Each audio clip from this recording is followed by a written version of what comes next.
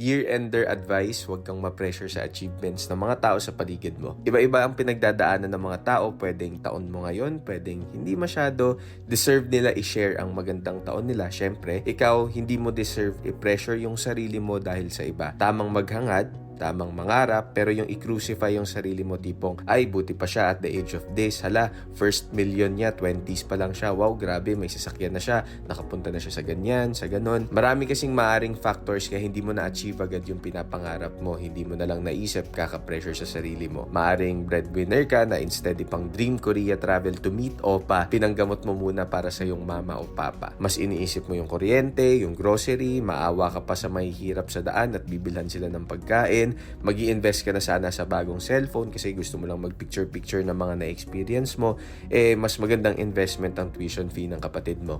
Pwedeng may nangutang sa'yo, niloko ka, napagod kang pansamantala, nag-resign muna. Lahat yan, parte talaga ng mga pwedeng mangyari dahil hindi lahat laging sinuswerte.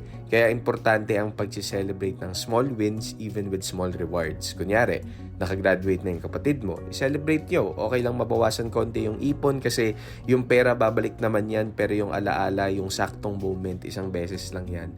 Ikaw, pagbigyan mong sarili mo kapag pagod ka, kahit simpleng favorite meal mo or manood ng sine, kung anong magpapabawas ng pagod.